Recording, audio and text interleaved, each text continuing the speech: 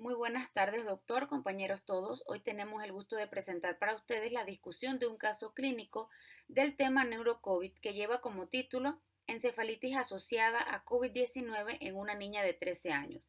El mismo fue reportado en Lima, Perú.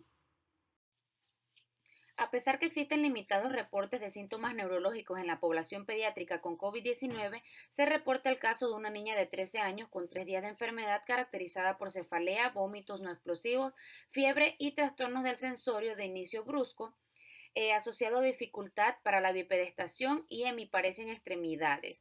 A pesar del tratamiento que se le dio a esta niña, tuvo una evolución clínica desfavorable. Como introducción, podemos decir que el SARS-CoV-2 puede actuar sobre el sistema nervioso central al ser un virus neurotrópico infectando sobre todo las neuronas en el tronco encefálico, donde se encuentran los núcleos asociados al control cardiorrespiratorio, pudiendo exacerbar o incluso provocar problemas respiratorios y también neurológicos. Como descripción del caso, tenemos una escolar de 13 años de sexo femenino con residencia en Lima, Perú, con 3 días de enfermedad caracterizada por cefalea holocraniana de moderada intensidad que se calmaba con analgésicos, también asociada a vómitos de contenido líquido de escasa cantidad, salivales acuosos no explosivos. Al ingreso por emergencia también presentó sensación de alza térmica intermitente no cuantificada de 4 horas de evolución. Además de esto, la paciente no presentaba antecedentes médicos de relevancia, solamente que el carnet de vacuna estaba incompleto según el calendario de inmunización peruano, le faltaban los refuerzos de difteria, tosferina, antipolio oral y también de tétano. Además, no ha tenido hospitalizaciones previas, tampoco reportes de enfermedades o intervenciones quirúrgicas. Por otro lado, la niña no ha realizado viajes desde el nacimiento. Los familiares relataron que no han tenido contactos con personas con COVID-19 en las últimas semanas y que tampoco han presentado sintomatología respiratoria. Las funciones vitales al ingreso por emergencia fueron frecuencia respiratoria 22 respiraciones por minuto, una temperatura de 36,2 grados Celsius, saturación de oxígeno al 98%, una presión arterial 90/70, talla 162 centímetros, peso 58 kilogramos y un IMC de 22,6. En el examen físico presentó una escala de Glasgow 10 de 15. La niña localizaba el dolor, pronunciaba palabras inapropiadas y además tenía apertura ocular al dolor. También la niña presentaba asimetría pupilar con hiporreflexia en pupila izquierda, hemiparesia izquierda y clonus en miembro izquierdo. No se encontraron signos meningios, no se encontró alteración del tono. La fuerza muscular según la escala de Daniels en las extremidades fue de 5 de 5 al lado derecho y 2 de 5 al lado izquierdo. Además, los reflejos bicipital, tricipital y rotuliano estaban presentes. En el resto de la evaluación no se encontraron alteraciones. Entre las pruebas complementarias, los hallazgos de los exámenes de laboratorio de emergencia incluyeron hemoglobina y leucocitos dentro de los valores normales, neutrofilia, linfocitos en el límite inferior, elevada la proteína C reactiva, glucosa un poco elevada y electrolitos séricos y exámenes de orina sin alteraciones.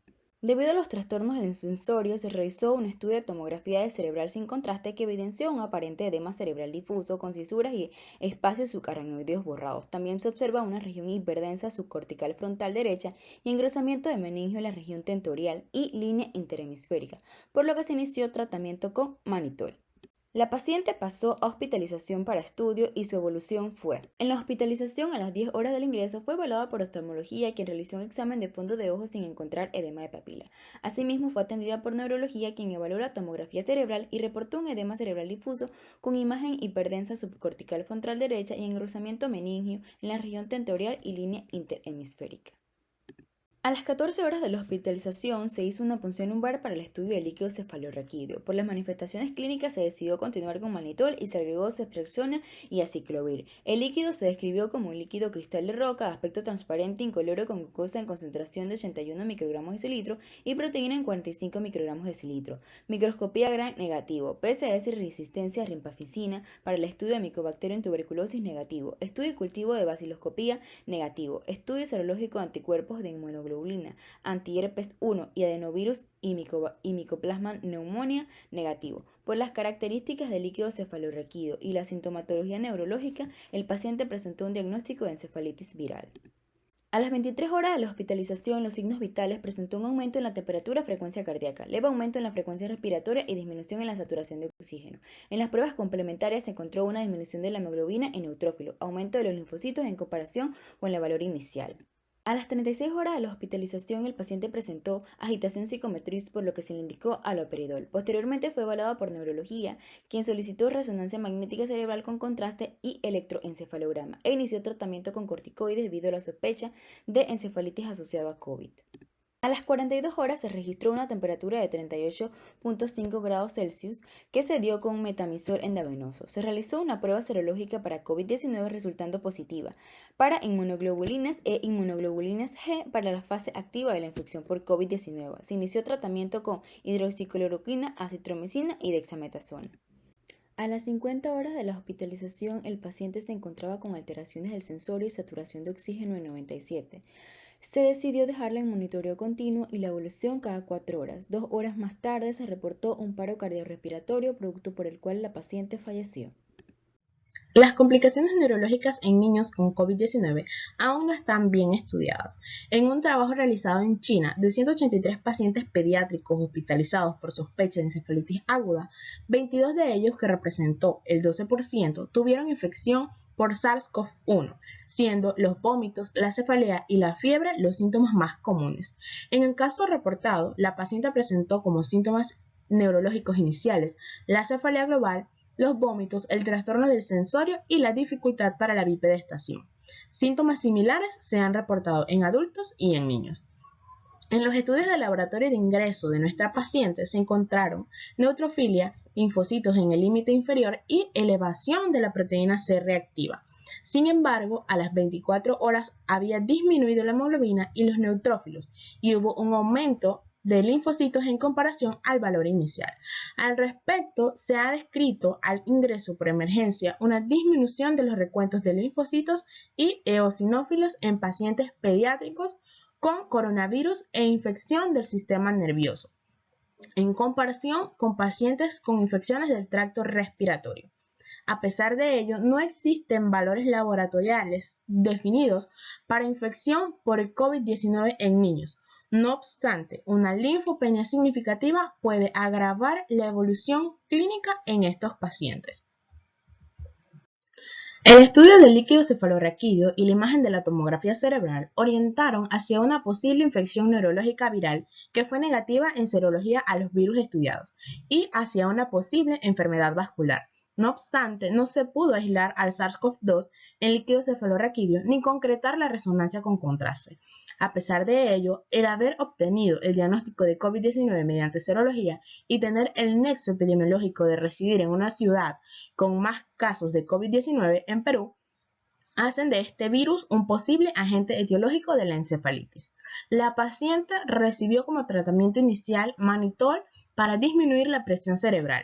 Esto porque la respuesta inmunológica inducida por el SARS-CoV-2 puede causar lesiones inflamatorias y edema cerebral.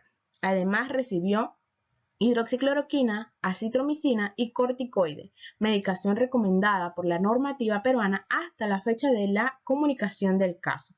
No existe evidencia aún de un tratamiento efectivo contra el COVID-19 en niños. Sin embargo, en presencia de un cuadro agudo y la infección por SARS-CoV-2, se decidió optar por estos medicamentos. De 52 horas de hospitalización y a pesar del tratamiento instaurado, la paciente fallece, donde posiblemente sea a causa del daño cerebral y cardíaco. Se ha propuesto que el mecanismo de afectación cerebral a través del SARS-CoV-2 realizó una infiltración viral a nivel transináptico que afectó a través del nervio olfatorio todo el sistema periférico hasta llegar al sistema nervioso central, y donde allí se explica que también el compromiso cardíaco se debe a una hipoxia miocárdica producto del exceso de calcio a nivel intracelular luego de la tormenta de citoquinas. Para reforzar la discusión se realizaron investigaciones donde encontraron hallazgos de que en Estados Unidos y en Japón pacientes jóvenes presentaban encefalitis con antecedentes de epilepsia, alteraciones de conciencia y convulsión generalizada. Se llegaron a conclusiones de que deberían aparentar estudios tomográficos para evaluar presencia de edema cerebral, también estudio de líquido cefalorraquídeo asistencia ventilatoria y pruebas PCR confirmatorias a COVID-19. Como conclusiones, tenemos que este fue el primer reporte de casos pediátricos de encefalitis asociados a COVID-19 en Perú y que se deben considerar reportes similares de este agente etiológico, así sea en pacientes asintomáticos si predisponen una consideración neurológica. Que la medicina siempre va en aras de mejorar el abordaje terapéutico, como es el caso de la vacunación actualmente, y que la evolución del conocimiento médico integral y multidisciplinario ha sido positivo a través de este proceso en corto tiempo. Se deben mejorar las consideraciones de diagnóstico diferencial de este virus en gran espectro, ya que ocasiona enfermedades similares a otras infecciones virales.